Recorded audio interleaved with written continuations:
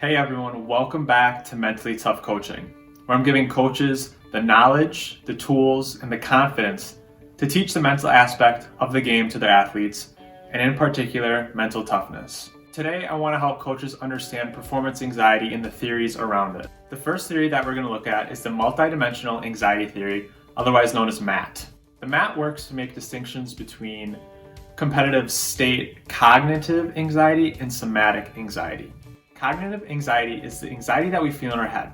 Maybe it's those racing thoughts, the thoughts telling us that we're not good enough or that we can't do something. Cognitive anxiety is believed to impact performance in a negative linear way. In other words, as cognitive anxiety increases, performance levels will decrease. Somatic anxiety is the anxiety that we feel kind of from the neck down, so it's more of the symptoms such as sweaty palms or butterflies in the stomach. Somatic anxiety is believed to impact performance in an inverted U shape. This indicates that having either too little or too much somatic anxiety has a negative impact on performance levels. So trying to find that median level is important.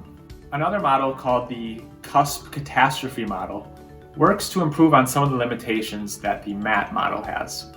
So instead of looking at somatic anxiety such as MAT, the Cusp Catastrophe model looks at cognitive anxiety and physiological arousal.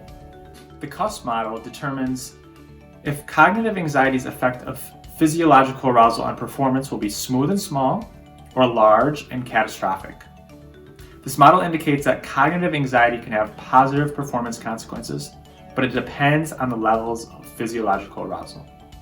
This theory is different than the MAT model because the MAT model indicates that any cognitive anxiety is bad.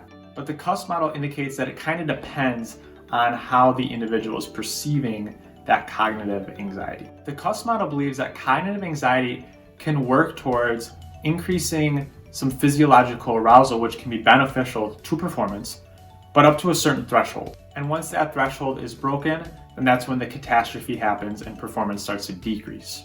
Lastly, my favorite tool is IZOF, otherwise known as the Individualized Zone of Optimal Functioning.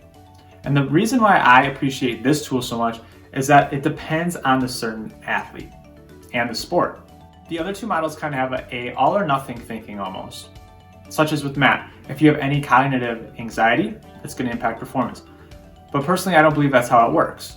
IZOF takes a look at performance states that are unique to individual athletes. This can include both positive and negative emotions. We usually think that negative emotions generally hinder performance and positive emotions generally enhance performance.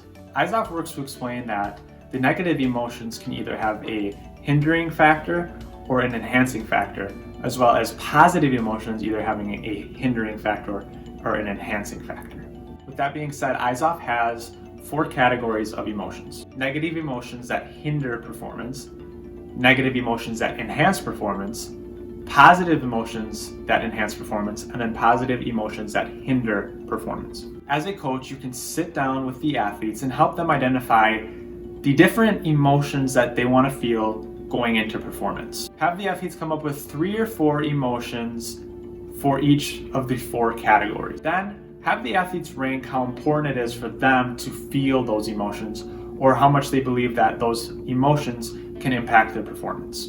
You can also do this with having the max that they'd like to feel and having the minimum that they'd like to feel. With this, you can create a chart as illustrated here to help athletes understand their optimal zone of functioning and what emotions that they need to try to reach to perform at their peak levels.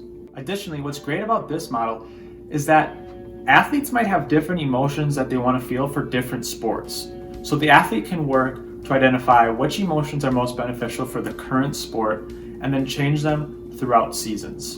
The MAT and Cusp model really follow progressions, and they explain whatever anxiety that you're feeling, you'll be performing a certain way. However, I don't believe that's how it works. And that is why I enjoy IZOF so much, and I think it's beneficial for coaches to use with their athletes. I think all the tools have their purpose and their role. I think introducing any of them are beneficial. But I think if a coach wants to really enhance performance, sitting down and doing that IZOF activity and explaining to them what it is would be the most beneficial.